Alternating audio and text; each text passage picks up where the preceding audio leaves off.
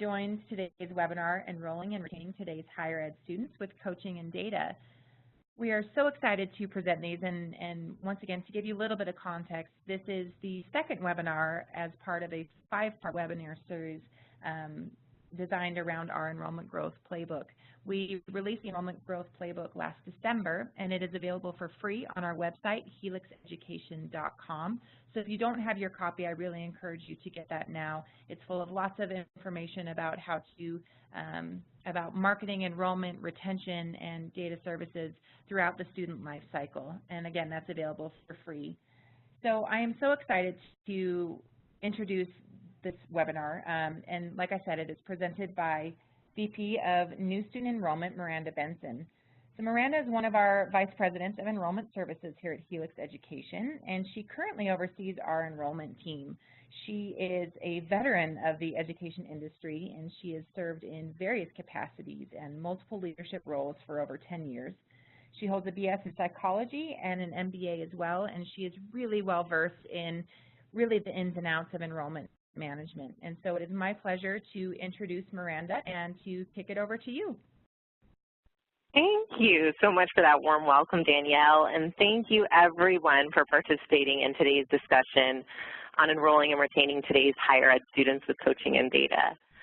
So simply said, enrollment growth is typically attained in 2 ways, through recruitment and retention, and usually they are treated distinctly different. So today's discussion is intended to give you some best practices and ideas for how to leverage your data and coaching throughout the entire student life cycle so you can focus on recruiting more, but also better suited students for your institution, and also retain and graduate those same students with a comprehensive approach. So let's get started.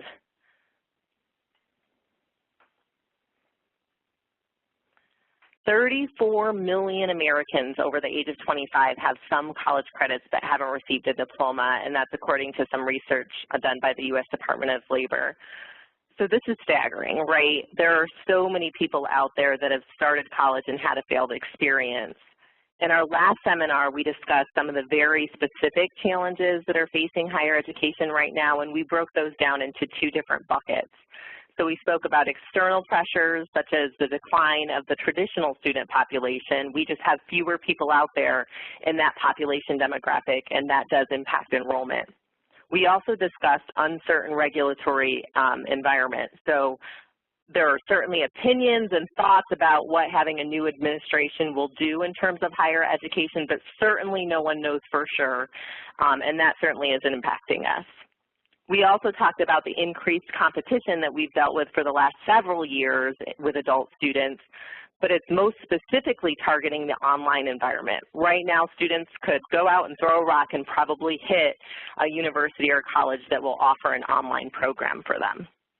We also talked about the internal pressure bucket, so our own individual culture, traditions, and nuances, and how they're reacting to the different challenges that we have externally, and also how they might be impacting our strategy. Different institutions are also dealing with some uncertain financial stability as they're facing declining enrollment. So while those factors might all seem unsurmountable at times, the good news is that we still have a huge opportunity in our adult population, which has continued to increase in recent years. And at Helix Education, we believe those challenges can be opportunities if you have the right data to provide insight and the services and strategy to execute. So back to those 34 million students. One way we are seeing this show up today in enrollment data is the sheer number of students inquiring that have multiple educational institutions attended without the success of the degree. And obviously, working with those students can have their own challenges right from the beginning, tracking down all their transcripts, concerns over their low GPA, and their ability to succeed. But what we have to keep in mind about each and every one of those students is that the reason they are inquiring with our colleges is because they want to succeed, but their past universities have not been able to provide the path for them. So it's important from a coaching perspective to make sure that your team is aligned to support those specific challenges. And this is also a great time for reflection on that data. What is your attrition rate? Are you a university that shows students the path to success? Do you provide support and resources to specifically guide the at-risk student population? So what's working for us? We strongly believe in the power of data in coaching, really so much so that we've invested a good deal of time, money, and resources into the technology that can drive a successful enrollment strategy. We've all been in the meeting before, something has drastically gone wrong, someone is demanding it be fixed immediately, and someone else is desperately tossing out ideas. Some of them seem pretty good and might actually fix the problem.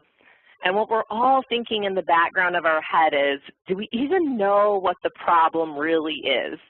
I know we've had a few examples somewhere in a Google sheet, but does that really give us the insight we need to solve for this?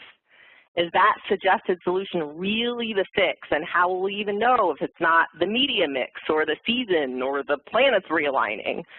So unfortunately, in an environment with some of the challenges that we have already discussed, we've probably found this to be a bit of the story of our lives, right?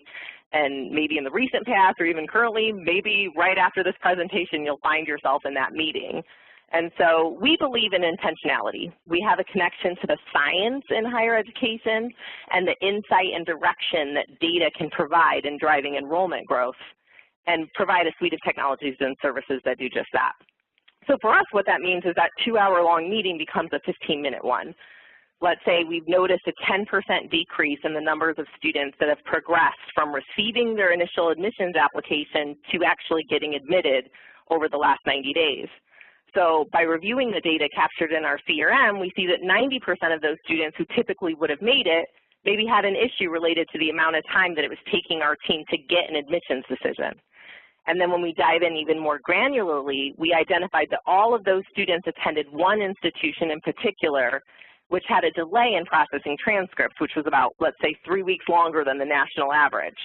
So we're able to jump on the phone with that university, partner with them on an exclusive delivery process for those particular transcripts, and now we're back in business.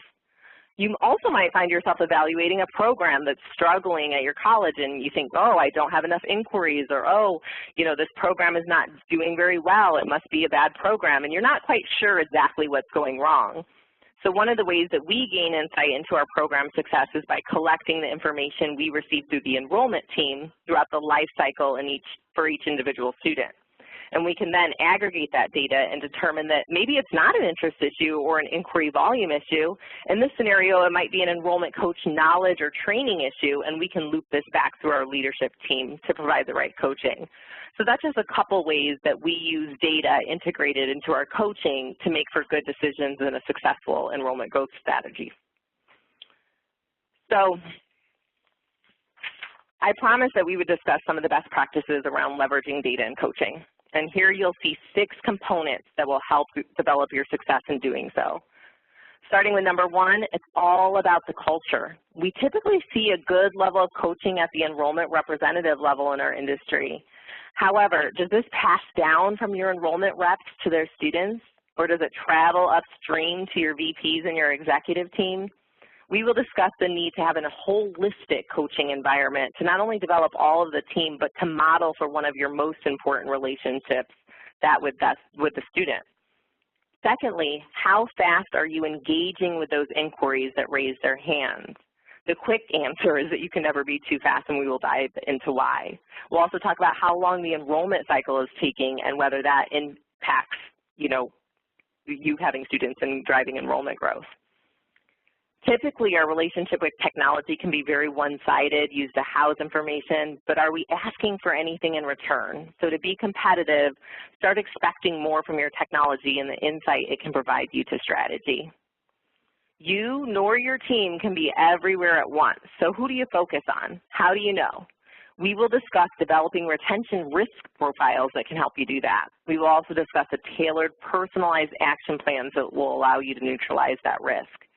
And lastly, we will discuss why it's important to use all of that insight you have gained through the process to recruit better. Certainly, there are different approaches to building a winning team and how to coach it, right? So what we have found to be successful starts with the foundation, which you'll see in the first column there, making sure that your enrollment and success coaches have a passion for coaching their students. We see them go well beyond collecting documents and reaching out to them regularly.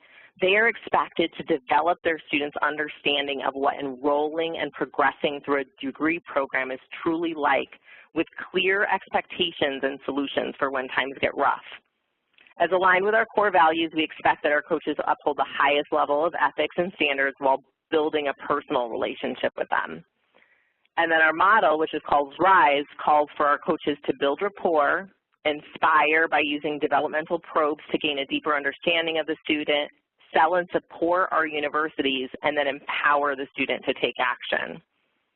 And as far as our fundamentals, which you'll see in the second column, most of those will probably look familiar to you because in many ways they're an industry standard. But we truly believe in executing the basics consistently. So we are constantly inspecting what we expect through trainings, quality assurance, and weekly coaching sessions. One element of our fundamentals that we'll talk about a bit later is our process for secret shopping our team to check in on our service. And then in the last comment, you'll see our dynamics. We expect our team to know the numbers too. We have to look up at the score to make sure that the coaching is working. So at Helix, we drive to critical targets that have been benchmarked in the industry, and we share these very authentically with our team because we want them to know when we win. But our strategy is really only going to be as good as the data. So one of the ways that we've been able to embed our data and coaching philosophy in our culture is by having our whole team utilize our technologies daily to identify gaps and develop strategies. So Helix Acuity, which is our brain behind the method of madness, pulls from our enrollment and retention CRM, and also our inquiry management system. And then we mold our coaching with our team based on those strengths and opportunities. So an enrollment manager might identify that last week an enrollment coach had voice-to-voice with 20 new inquiries and prospects, right? But only 2 applied. So then they can develop an action plan around why these students aren't moving forward to the application and why the enrollment coach isn't empowering the student to take action in that initial call. But without that day-to-day, week-to-week data, an EM might not be able to identify that problem for several months, and then we've lost time in students.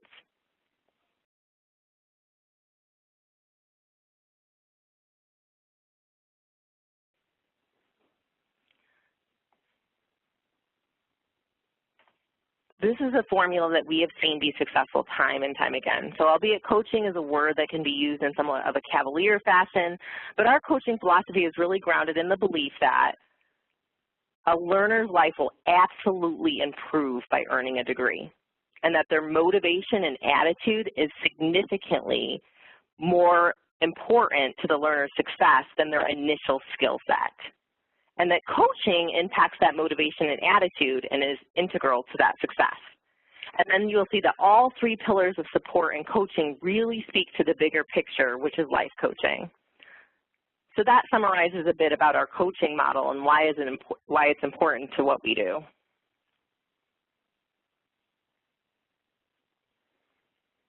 Equally important is speed. So if there's any truth in enrollment growth, it is this: speed matters. You can have the best media mix, the best engagement strategy, the Kobe Bryants of enrollment coaches, but if you cannot get to the inquiry quickly, you will in most cases not be successful. And so we take a great deal of pride in our approach, and in most cases we're actually attempting contact within the 1-minute range with an absolute maximum of 5. The reason why this is so important is because research has shown time and time again that institution choice is significantly influenced by reaching the student first. As a matter of fact, I was just talking to our call center director a few days ago, and he mentioned again that 50% of our contact occurs on the first attempt. Again, this could be a good point for you to consider a growth partner. You may have a rich number of inquiries for your team, but could be losing ample opportunity if you have a small team that cannot quickly attempt outreach. But it's not only speed in getting to the inquiry the most quickly. Enrollment trends suggest that it's also the speed of getting to start as quickly as possible. We are finding that you will lose at minimum 10% of your projected starts every 30 days they have to wait to start class. Well, this could possibly be because there might be an issue with how many times you're offering start dates throughout the year. That can be another can of worms. Many times the admissions process itself can be a lengthy obstacle for your students. And many universities struggle to find the balance between academic selectivity and increased access. But if growth is truly a top priority, more open enrollment policies have to be embraced. And this is particularly true for colleges and universities that hope to take advantage of the growing numbers of adult students that seek online education. While with a more traditional student, admissions requirements can create a perception of exclusivity, making your university appear more attractive maybe. The adult students, these admissions requirements can be intimidating. So there's a bit of psychology behind this. Remember, the part of the population that's actually growing is the adult student, 34 million people over the age of 25 that have attended some college but not finished. And there's definitely a bit of baggage there, right? So these people have had some obstacles, definitely some issues with confidence in their ability to succeed in college. Reevaluating your admission requirements starts by asking good questions. Questions like whether the revenue that you've gained from your current application fee is worth the revenue you're losing from turned-away applicants. Are you even validating the resumes that you're requiring as a part of your process? Are the reference letters truly influencing your decision to admit a student, and is in fact a significant factor in student performance? So certainly there's value in having admission requirements, and sometimes they serve well as intentional gatekeepers to ensure that your programs are quality, but you definitely want to be purposeful so that you're not creating an additional roadblock to enrollment growth. So as long as they're in front of you, the first thing that we want to grab from our students in that initial conversation are these 5 distinct and concrete things that you see here that will make the enrollment process personalized. So number 1, getting to know your students on a personal level. It's music to my ears when I walk in and I hear enrollment coaches laughing with their students, hear them say happy birthday or how did Mikey's first baseball game go last night. At the end of the day, we're humans first, and this should be embedded in all of our student interactions. Number 2, I mentioned earlier that one of our processes is to collect information regarding the student's obstacles right in the initial call, and this can help us identify some of those risks and red flags that could impede graduation. So we then take that obstacle and build engagement around it. So if, let's say, the student mentioned that they're concerned about finances, the enrollment coach will take special time and care around that, but then our marketing team will also email the students with solutions with content linked directly to the university. So we will then follow that obstacle throughout the life cycle of the student, offering solutions that we've proven successful in the past, and then record the student's results, looping that information back into how we purchase inquiries. Number 3, discuss communication preferences. Does the student like text better? This is great information to collect because then we can personalize our entire engagement strategy in a way that will really reach this particular student. Number 4, clearly define goals and expectations. We believe in goals and expectations for both our students and our team, so we communicate these clearly and consistently across the board. And then lastly, number 5, collaborate and support resources that are available and applicable to the student. The information that we are learning on this has to link up with what support the student will need. So you'll see this a little bit later in our tiered approach. Here are some of the interesting data that we found on motivation obstacles by collecting that from the initial conversation with our enrollment team. So we found that students who are motivated to earn their degree, to advance their career field, were much more likely to apply. And that's comparative to motivations such as personal achievement or to changing careers. If a student declared that they had an obstacle of not having enough support, they were significantly less likely to enroll. We also found that the obstacles outweighed the motivation. So this speaks volumes to providing support through a culture of coaching. If you can change a student's perception that they do, in fact, have enough support through their entire team, this increases the student's confidence and opportunity for success. And right now, it seems like a good time to take a break and reflect on some of the things that we've seen here so far. What questions do we have? Yeah, Miranda, so I see some questions coming in through the chat function. Great. You mentioned that teams should really know their numbers, but I'm wondering, and I think a couple of people here are also wondering if you have any practical advice for how to actually implement that immediately if they're not already doing it. Yeah. This can be a little tricky just depending on the resources and the systems that you have to collect the data. But to start, I would at least start with your enrollment cycle, right? So we've worked with clients that have a pretty long enrollment cycle, and you really want to know where, in any given start that you have, where 20 to 80% of those starts are coming from, what time frame. So even if you start with just an Excel sheet and you're backing it up, let's say your enrollment cycle is a year. Most of your starts come from inquiries within the last year with a cutoff, let's say a lag of 90 days, right? So then you would track weekly and review how many inquiries, and of those inquiries, how many apps, how many admits, how many starts, to keep an eye on your overall conversion. So, and then when it comes to retention, obviously tracking term-to-term persistence. So even if you're starting off in a very manual way, that might be a good place to start in terms of getting really acquainted with the numbers and being able to identify gaps that you have, whether they be seasonal, just overall skill gaps. Great, thank you. So I see another question here. How big does a coaching team need to be effective? So, and when you say coaching team, maybe we can clarify from the participant. I assume that means the enrollment team and the advising team, and what does that look like in terms of the student population for what you would like to have, like kind of that ratio? Yeah. Okay. So ideally, I would say you would have about an enrollment coach for every 100 starts that you need to deliver. So that's what we found to be the sweet spot in terms of where we see them do the best from a conversion standpoint, and also just from a keeping busy and being financially responsible, right, standpoint. And then you might have a blend of a success coach and an academic advisor for every 400 to 600 students as a caseload. So that's what we've kind of seen to be successful in terms of really being able to see them coach and develop their students. And then, you know, and that usually is what we find to be effective. Great, thanks.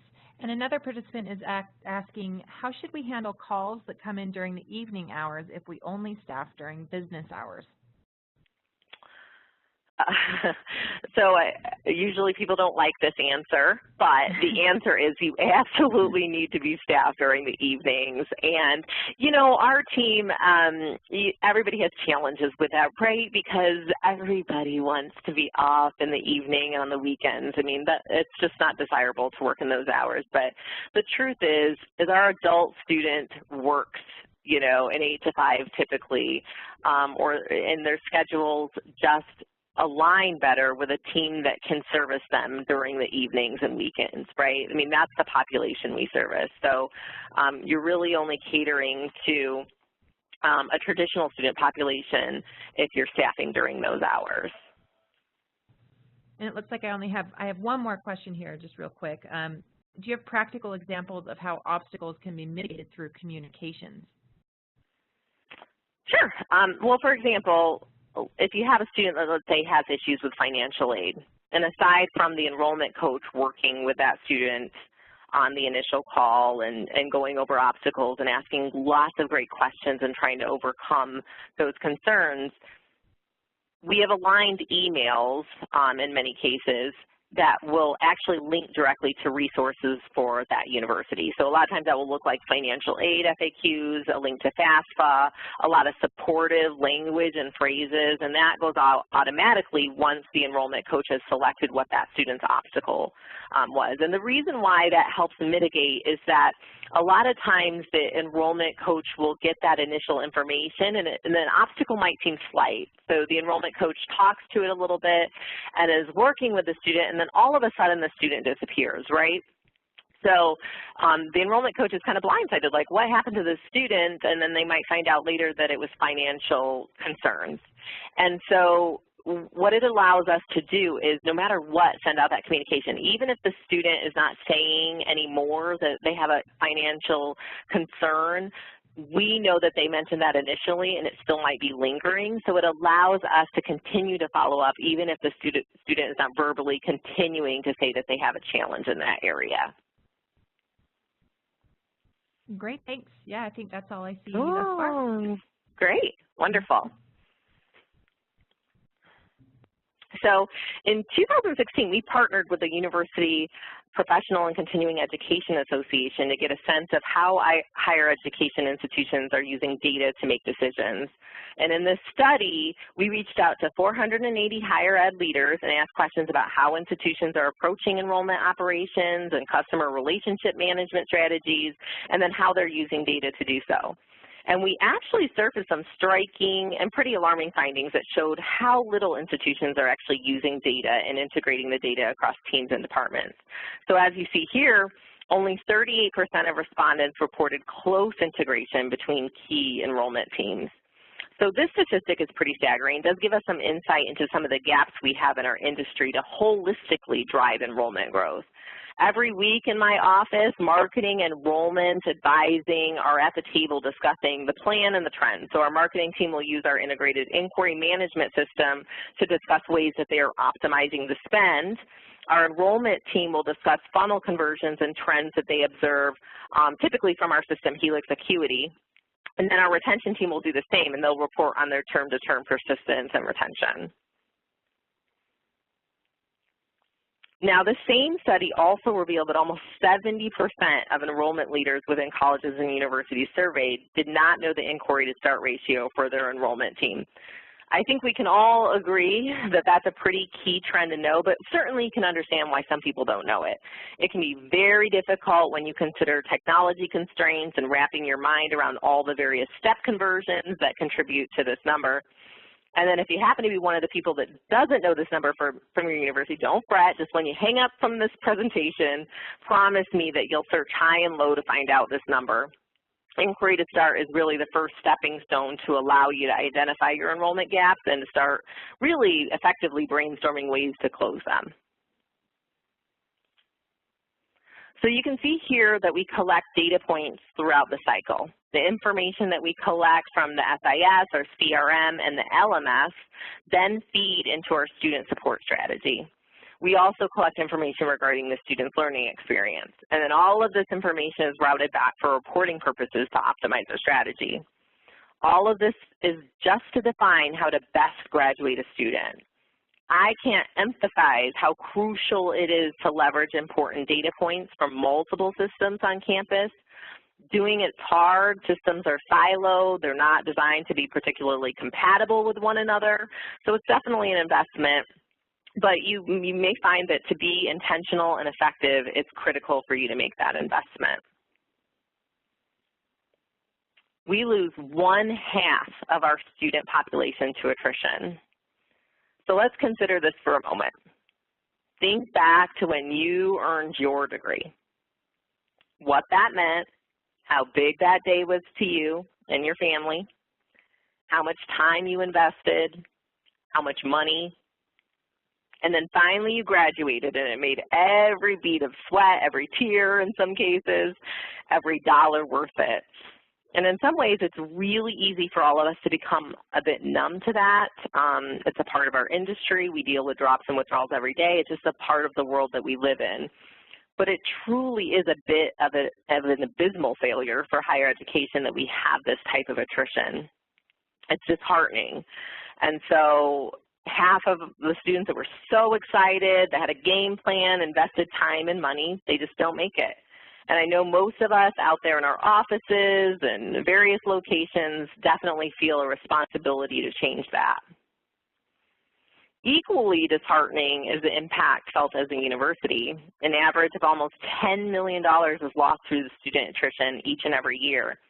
So aside from our moral responsibility to look at this differently, as a collective, we're also feeling this a bit in our pocketbooks. Everyone at the table is impacted by student success, and as the market has started to catch on to this critical factor, you are starting to see increased competition in services, specifically retention services offered by different institutions.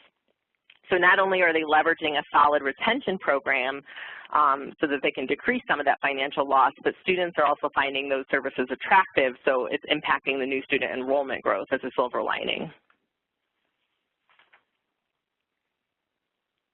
So here we talk about identifying early indicators.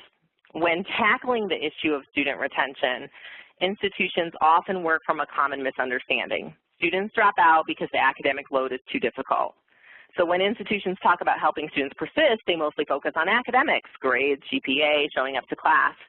But in reality, it's often much more complicated than that. As noted in the recently released primer on the college student journey, the path students follow on their journey towards college completion and their likelihood of success vary tremendously depending on their family background, the kind of college they start at, and the highly varied circumstances that arise along the way. And indeed, highly varied is becoming the standard descriptor of today's college students. So what else is important? Aside from motivation and obstacles, there are a few other demographic factors that are often found to correlate with performance that are often not recorded. Parents' level of education, number of months since last enrolled, and employment status. So once you've collected this information, this is where data and coaching really come together in your retention efforts. A coaching mindset is particularly effective at helping institutions accommodate the diverse need of their student body and facilitate growth in life and career management. So by collecting information about demographics, motivation, and obstacles, and by powering that coaching session with the data, you really begin to focus on the whole student to help them to graduation. And then collecting this information serves to help prioritize which students to support during the recruitment process. And in addition, the data, once students actually start, can help inform us on what kind of retention efforts need to be activated and implemented to graduate as many students as possible. A bit on the technical science here, we leverage data from a variety of campus systems, so typically the SIS, LMS, and CRM. Out of those systems, Helix asks for an ideal set of data that can be extracted out of those systems and shared with Helix, typically through a API or FTP integration file. So Helix will then provide the integration requirements, needs, and an implementation team will help with the file setup. And then most of our clients run a daily FTP export that is then imported into our retained database. So then our risk model and student segments are updated immediately based on those data inputs that we receive from the campus. It's important for students to feel like they're being treated as individuals, acknowledged for their strengths, supported through their challenges, and proactively guided to their goals. Logistically, it can be really hard to create a separate strategy for each individual student.